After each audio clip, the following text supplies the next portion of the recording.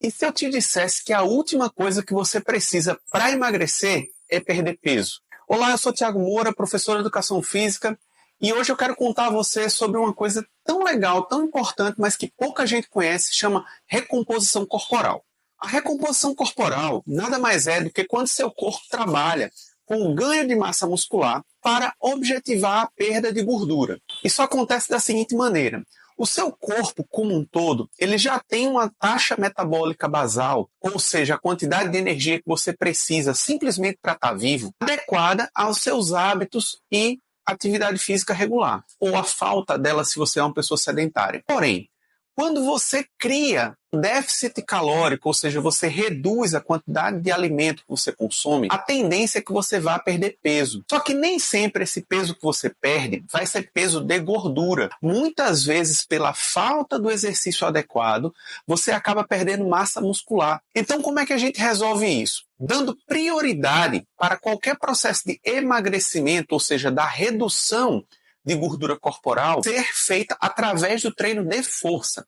Isso faz com que o seu corpo entenda que ele precisa gastar mais energia para reparar e reconstruir aquele tecido muscular que foi estimulado durante o treino. Num comparativo direto, se você tem uma taxa metabólica basal, vamos supor, de 2.000 calorias, e você começa a consumir 1.800, o teu corpo, se você não fizer exercício, ele começa a se adaptar ao que a gente chama de homeostase. Então ele começa a baixar ao nível de energia dele para ele só precisar das 1.800 calorias. Num curto prazo, é provável que você vá perder alguma coisa de peso entre gordura e massa muscular. Mas para a redução de gordura, que é o que a gente quer ser a prioridade, você não tem que só comer menos, você tem que aumentar seu gasto total com um tipo de treino que não vai fazer o gasto ser só pontual, como é o caso do exercício aeróbico.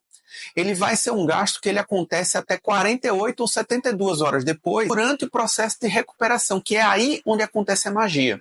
O efeito EPOC é onde você tem um gasto metabólico durante o seu período de descanso. Então, o treino de força, ele tem uma função importante durante o exercício e pós-exercício também, para aumentar o seu gasto metabólico basal. Significa que quanto maior for sua musculatura, maior o seu gasto só por estar vivo.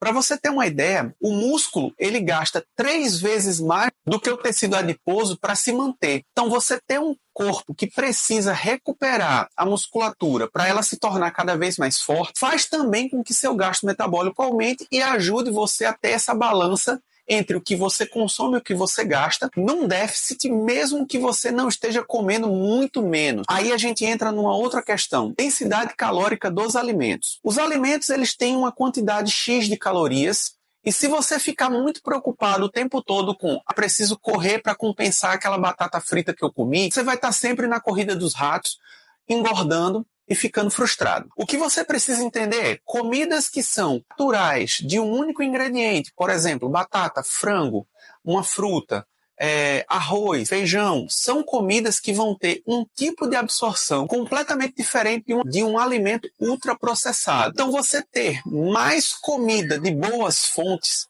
pode te fazer, numericamente, comer menos calorias, mas além disso também te dá aporte nutricional mais eficiente. Resumindo, comer melhor, treinar força e dormir de maneira mais adequada vai otimizar a sua redução de gordura mais do que você imagina. Então, sua prioridade tem que ser 6 ou mais horas de sono, com qualidade, 35 ml de água por quilo de peso. Então, se uma pessoa tem 90 quilos, ela vai precisar de aproximadamente 3,5 litros, talvez perto de 4 litros de água por dia. Treino de força, 3 a 5 dias na semana. E é aí onde entra a magia do treino composto e minimalista.